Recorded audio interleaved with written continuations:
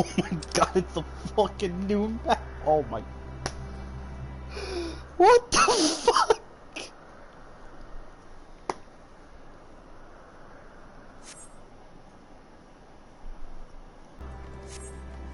Oh my.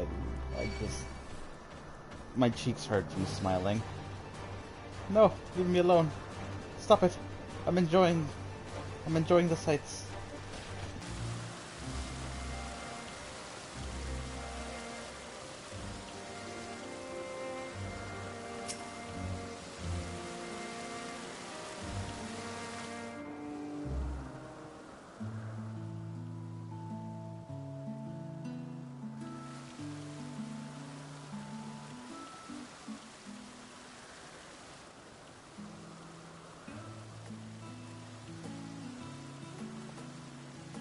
Ah, you are...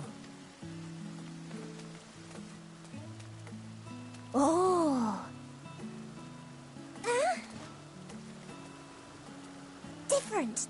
You're different too. You and me. We're alike. Friends. I want to be...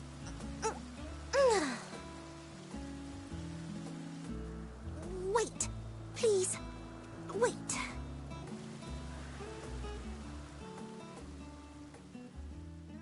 Greetings and salutations. Can you hear me? Do not Is be this alarmed. like the precursor to I mean Garuda? you no harm. I wish only to hear your words, share your feelings, and know your thoughts. May we please be friends?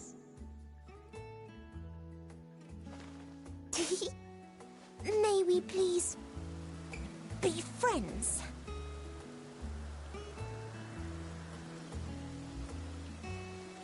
Ah, I see you found him.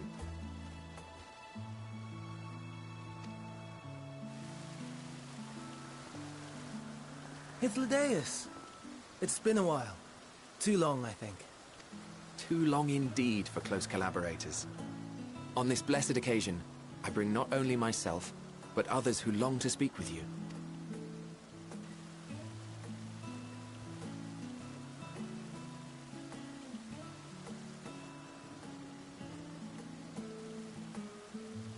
You were of the convocation. Emmet Selk at your service. Do I have the honor of addressing Hermes, Chief Overseer of Elpis? You do. You have traveled far for it. Given your facility's purpose, its remote location is something of a necessity. Would that I didn't have to rely upon a guide. Oh, you wound me. Have I not ever been an attentive and helpful friend? But moving along to more agreeable company, this one we chance to...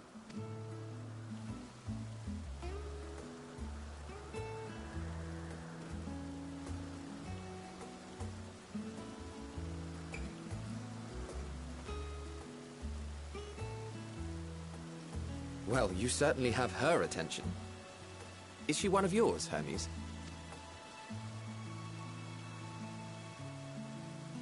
Her name is Meteon. It means shooting star.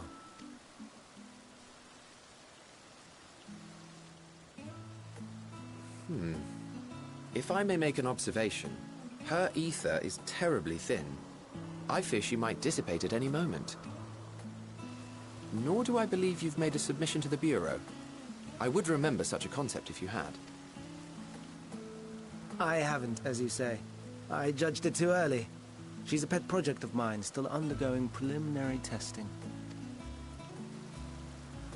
But rest assured that I will attend in person ere long. Very well. Being an authority on flying life forms, I appreciate that you are exacting in your work. I shall look forward to your submission. If we have finished with the perfunctory chit-chat, I would discuss official matters. By my coming, I trust you already anticipate the subject. I have an inkling, yes. Please wait to the main building yonder. I shall join you as soon as I've returned these creatures to their homes. What's wrong, Hermes? An amistoma is missing.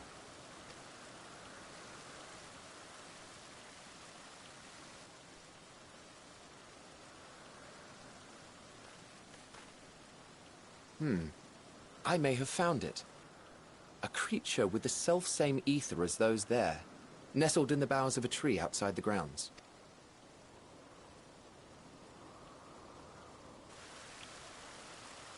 You're saying they can climb, with their sorry excuses for limbs? The fashion has been to imbue aquatic creatures with the power of flight, ever since the words of Metron created a sky-swimming fish.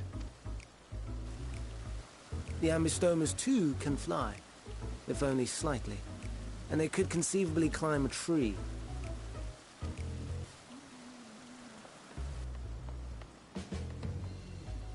I'll help too.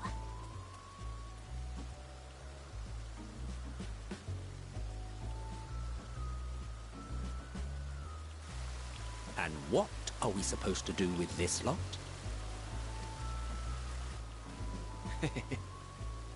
May I suggest we split up? If you would be so good as to assist Hermes, Emmett Selk and I shall keep an eye on these adorable creations in the meantime.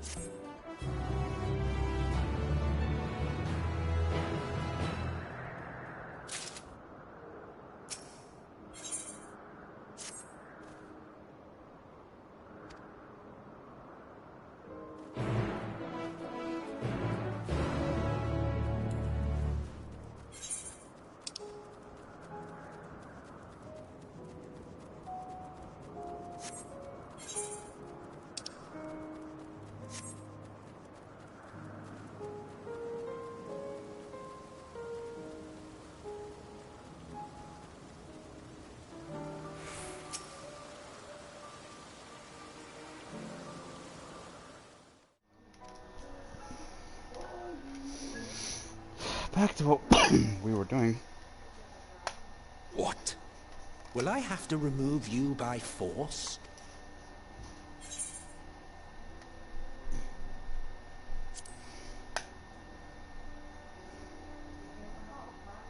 Yes, I'm sure your business with Hermes is quite pressing.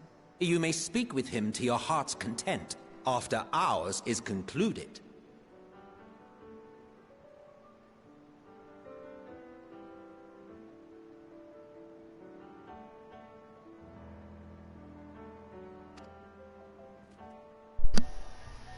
I do not object to his attendance.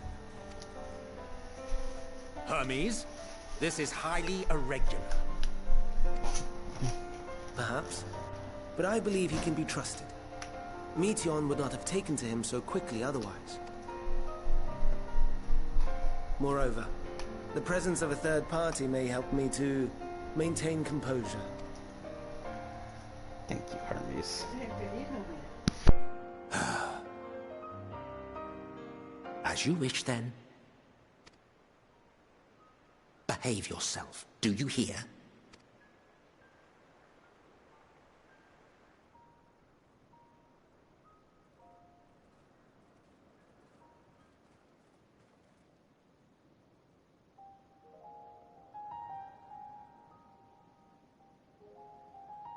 So, it's finally happened, then. Aye. Van Daniels declared his intention to step down, and named you as his preferred successor. In recognition of your knowledge and your works, the Convocation is giving the recommendation due consideration. As one who does not know you personally, I am to use my impartial eye to take your measure. And above all else, to ascertain your disposition towards the invitation.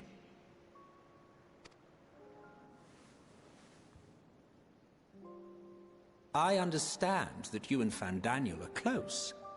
He himself was once chief overseer of Elpis after all. I should not be surprised if you knew before anyone else that he wished to relinquish his office. I did. He told me that when he fulfilled his purpose, he wished to pass the torch to me. A torch you seem none too pleased to accept. Are you so averse to serving on the Convocation? No, it's not that. For a humble researcher like myself to even be considered is an honor beyond words. No. What troubles me, what I struggle to come to terms with, is the very fact that Van Daniel is stepping down.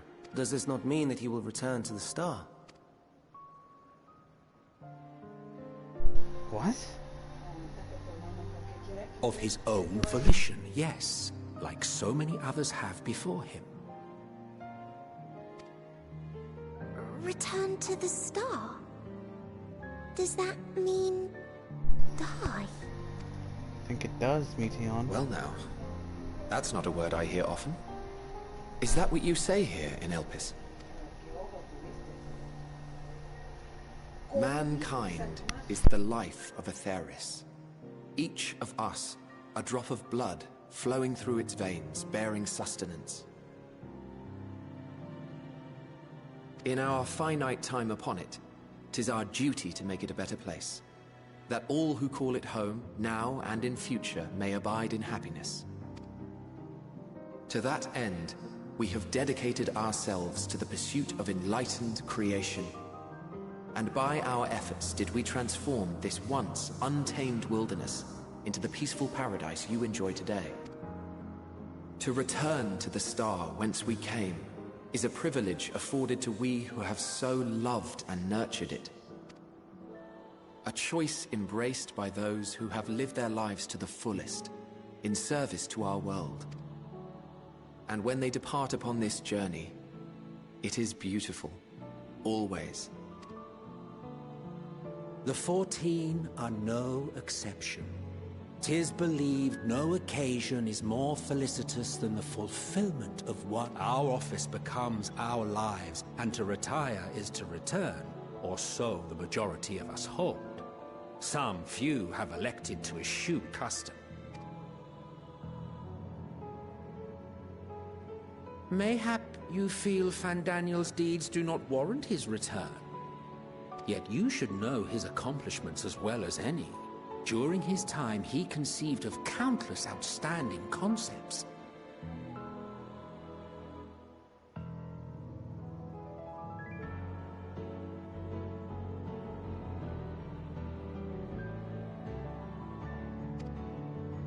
And channeling the wealth of experience he attained here in Elpis, he brought forth many new specimens.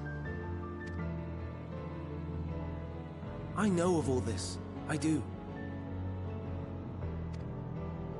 It's just... I cannot fathom why someone so great and wise, who could still do so much good, would want to end it all.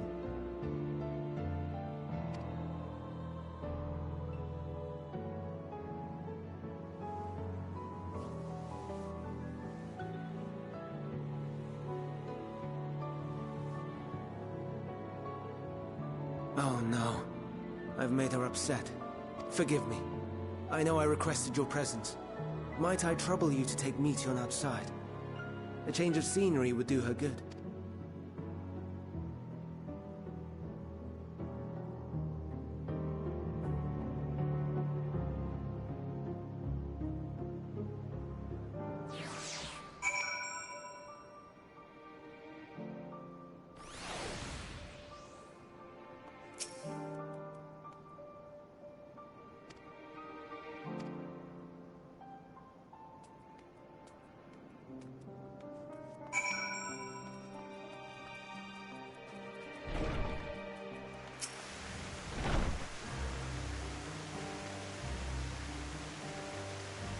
Coming along.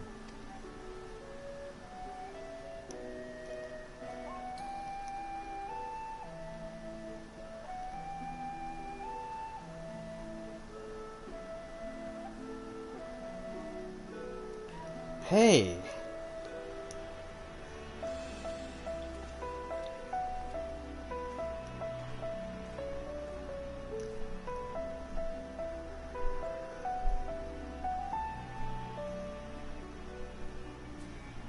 This place is Elpis. Those flowers. Elpis. Entelekis. Like me. Entelekis. They are a product of Elpis, and so named for their birthplace. A happy accident, born of the hands of a former researcher who loved beautiful blossoms. Unique for how they change color, to reflect the emotional state of those nearby. Though be it here or elsewhere, they are seldom seen in any hue save purest white. Reflect the emotional state, you say? By what means do they achieve this? In creation, there exists an energy wholly apart from ether, one driven by emotions. In like manner to how we manipulate ether, this flower is subject to the influence of said energy.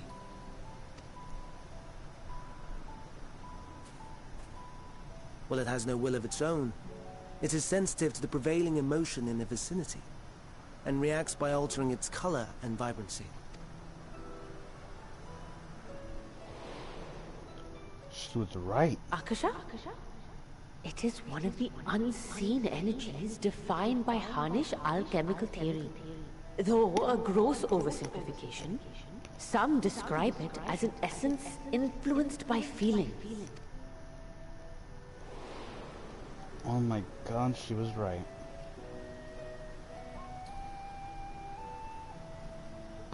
Akasha. Though I'm not familiar with the term, your description suggests it is the self-same energy. Dynamis, we call it. And those entities like the Elpis flower that have the ability to interact with this energy, converting emotions into tangible phenomena, are Entelekis. That's me! That's me! An Enteleki! That you are, my dear. And no ordinary one at that, but the first possessed of free will. Wait. A form of energy other than ether? Dynamis? I've never heard of such a thing. Hardly surprising. Dynamis cannot be seen, much less felt. And though its existence has long been theorized, we had no proof until the flower's serendipitous creation. What's more, Dynamis is far weaker than ether. Under normal circumstances, its effects are drowned out by the latter, on account of which, beings comprised of and reliant upon the ether, like you and I, are unable to make practical use of Dynamis. 'Tis a truly esoteric thing, known to but a select few scholars. Intriguing. Then, given the limitations you described, why create Neteon?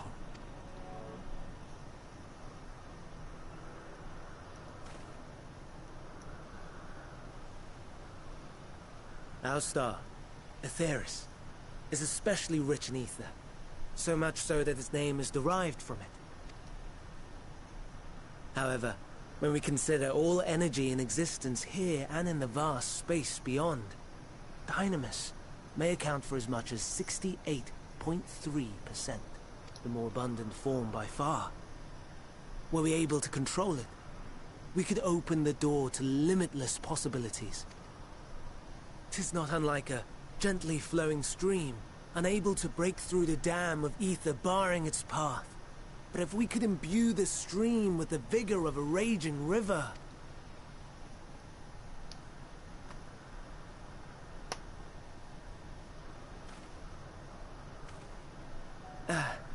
Not that I have such grand ambitions. Nay. I merely wish to create a being that could traverse the great expanse.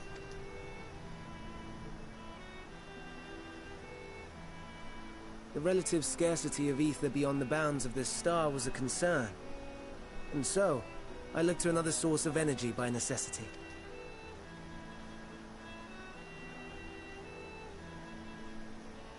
That being Dynamis. No wonder her ether is so thin. Ah. Precisely. Yours is thin too. Like an entelechy. Like me. I feel like I'm back in school. My brain hurts. So, are we the same? Intellecchies.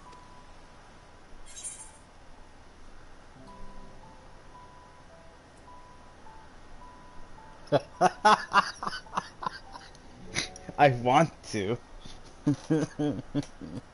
I'm doing it. Well, aren't we ungrateful? Mayhap I should revert you to the pathetic, faded thing you were. A deficit of ether alone does not an entelechy make. It would, however, make it easier for you to interact with Dynamis. Huh. And limited though its influence may be, this quality could prove the difference between victory and defeat. You do well not to underestimate it.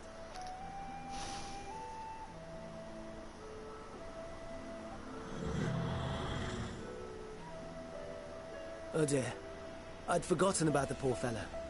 You must excuse me a moment while I go and verify a few more things.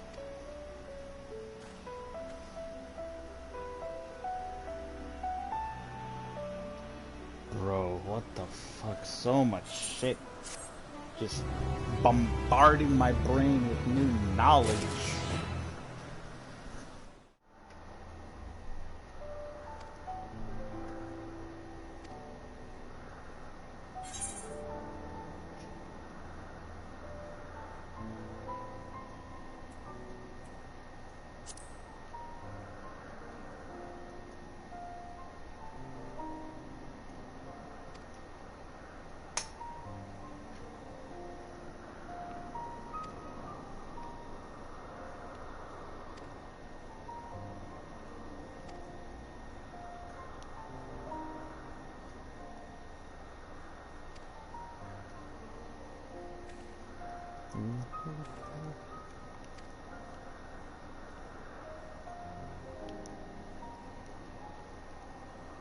Almost 8 hours. Like literally 10 minutes and we'll be at 8 hours. Elpis flowers? Go on.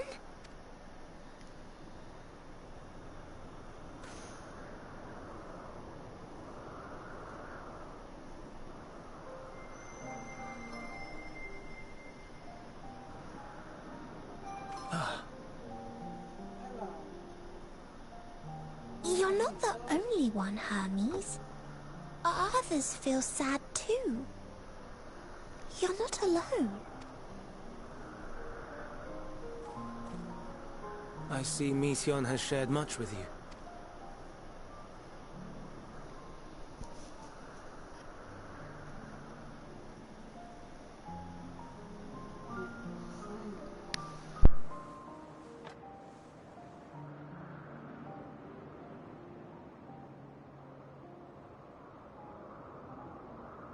May we talk a moment?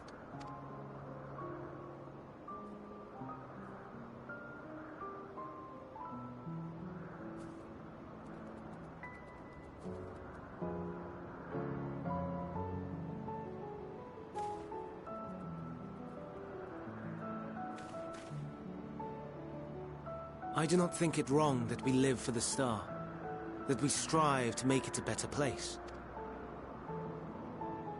And yet, in carrying out my duties here, there are times when I am plagued by doubt. Do you recall what Hythlodaeus said, when we first spoke of my nomination? Death is the privilege of those who have fulfilled their purpose, a choice they embrace of their own free will, and when they depart, it is always beautiful.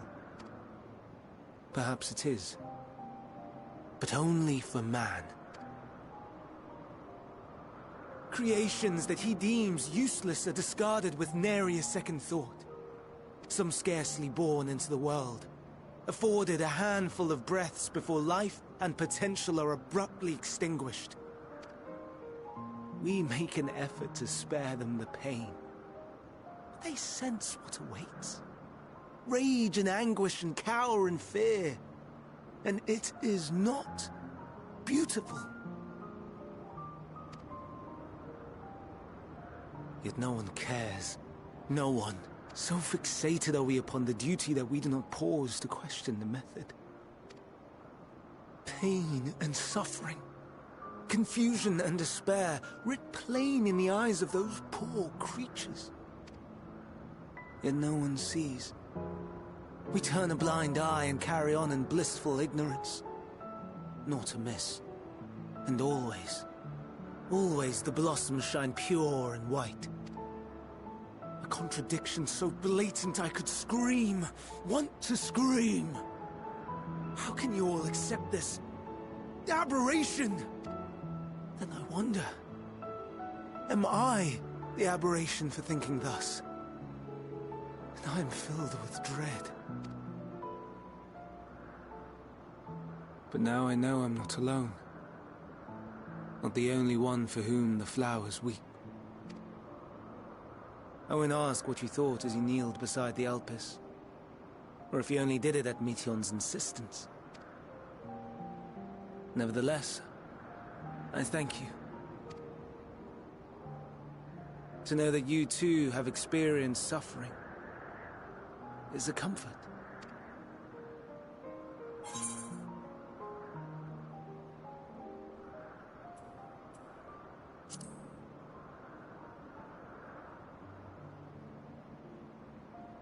Lest you misunderstand, I derive no pleasure from your pain. It's just the fact that you are still here in spite of your suffering gives me heart.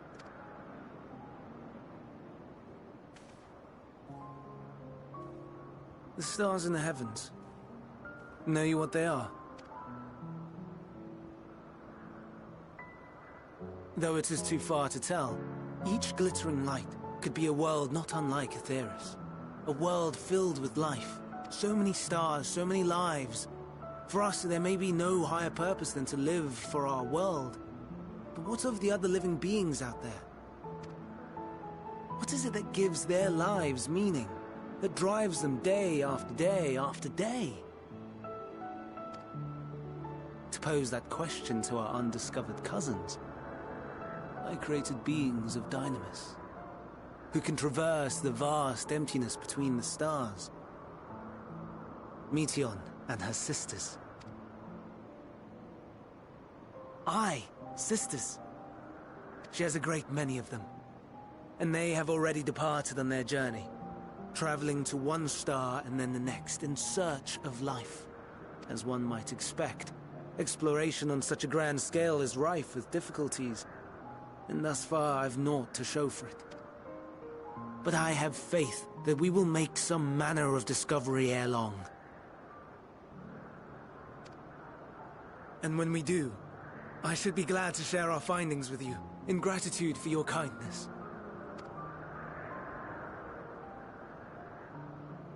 It's getting rather late. We had best find our beds. It would not do for both of us to be sleep-deprived on the morrow. I'm trying to think of... Come, Mityon. Let us head back. What could it be? What could our sisters be?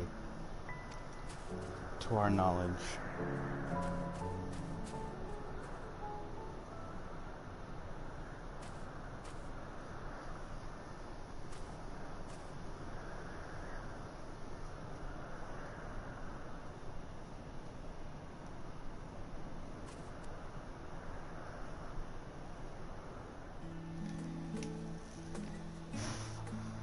I forget what we call those in Eorzea.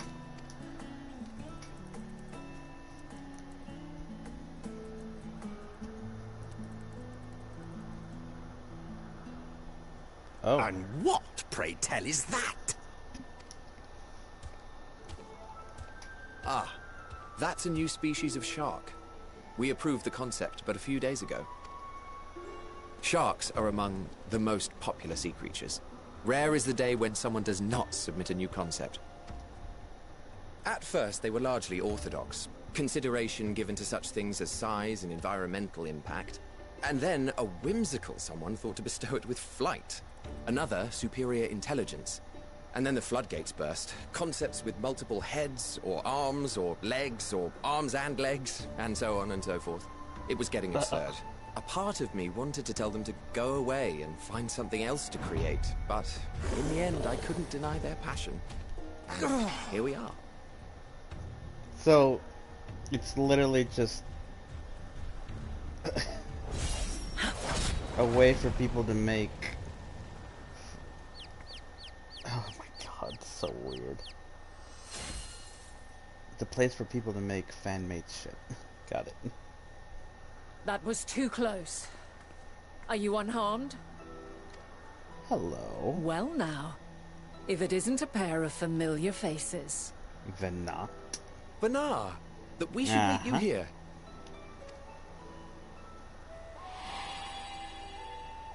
Yeah.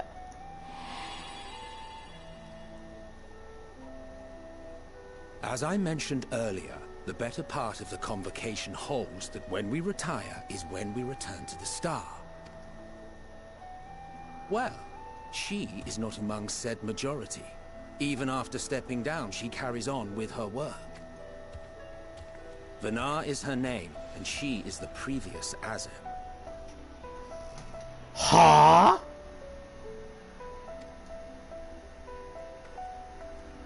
It has been a while, Hythlodaeus. You look well. Oh my god, I didn't even think of that possibility. My brain is exploding. Less so, Emmett Selk.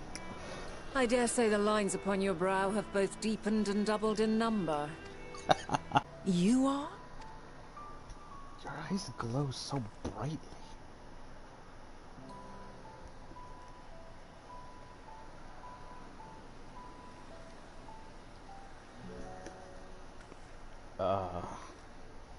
Yes, hi, how are you? Hello.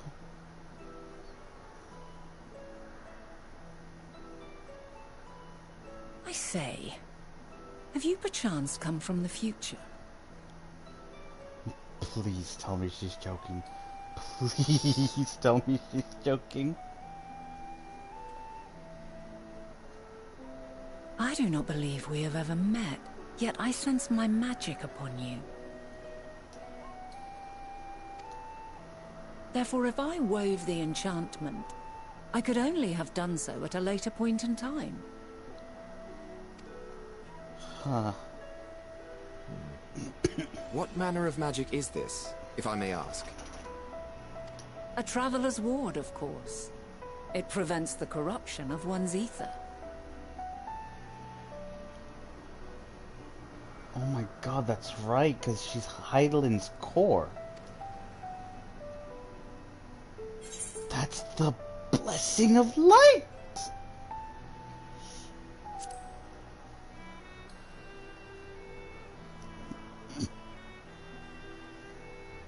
I see you are not ignorant to its presence.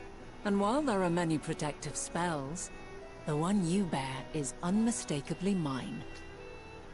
Hold on. From the future? That's absurd.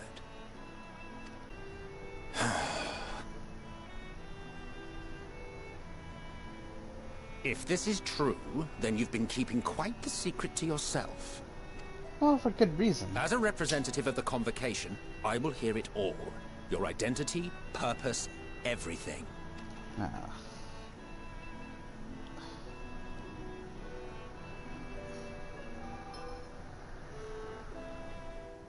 Now then, will you tell us your tale?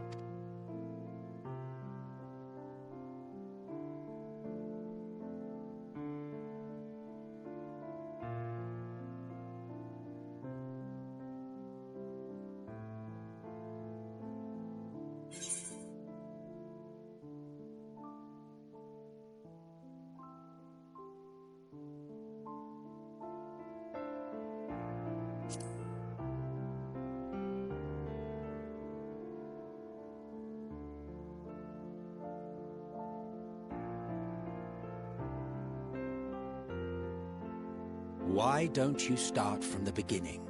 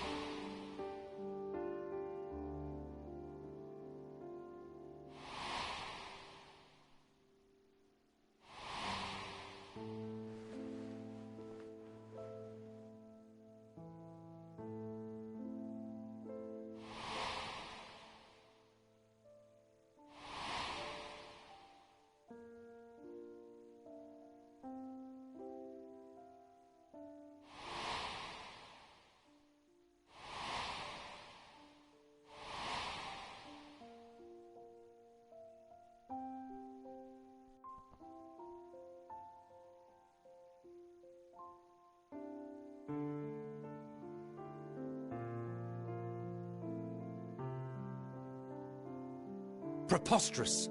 Utterly preposterous. While not the words I would have chosen, I too have my doubts. Much of it borders on the incredulous. What of you, Vanar?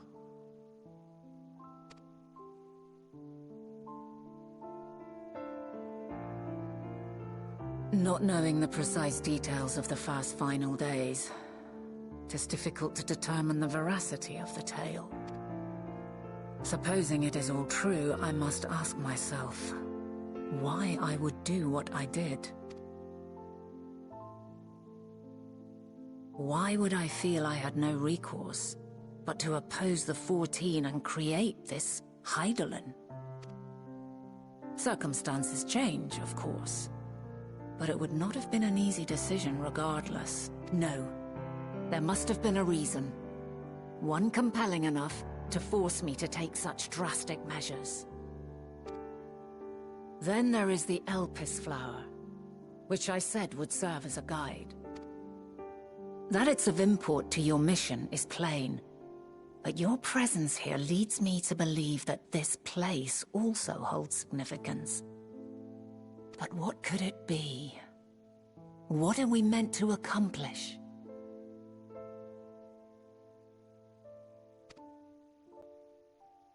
Listen to yourself. Are you seriously entertaining the notion that you are a messianic figure in some far-fetched tale?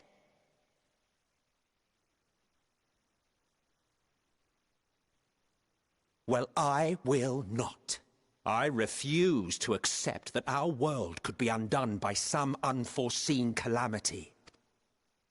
I also take offense to my portrayal as a megalomaniacal madman. To sacrifice oneself for the star is a noble act, and I would hold those who gave themselves to this zodiac in the highest esteem. Yet, you claim I recreated Amarot and populated it with phantoms of our people? A bizarre indulgence that would be insulting to their memory.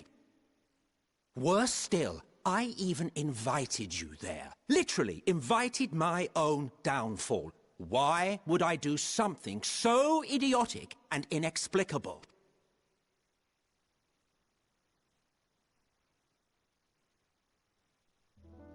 Now, I will allow that the hypothetical task of restoring our world would be daunting in the extreme.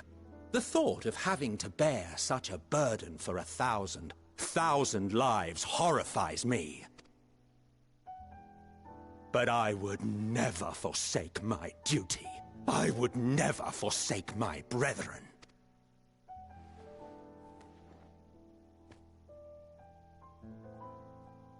You do not know me. I've had my fill of your fiction. I will return to my duty, and you will not bother me again.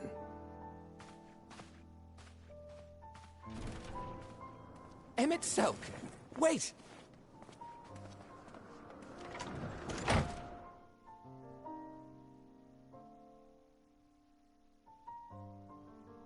You've seen much of Elpis already.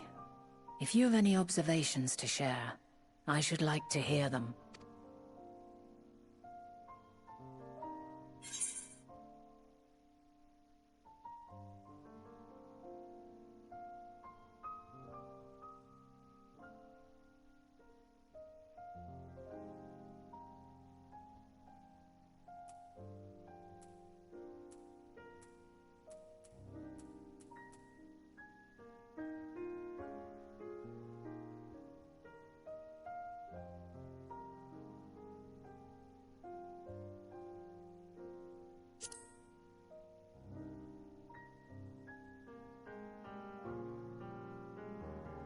Hermes and his creation Meteon, you say? If Dynamis is the self-same energy as Akasha, as it likely seems, then those two may well be at the center of the calamity to come. This warrants further investigation. With that settled, tis time for action. The missing pieces of the puzzle are here, I'm certain of it. And when you find them, the picture my future self has painted will be complete, and you will have your answer. And suffice it to say, I will aid you in your quest.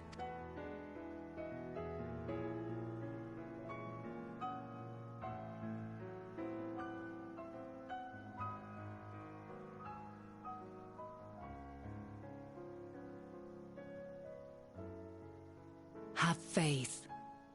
If Emmett Selk is the man Azum described to me, we've not seen the last of him.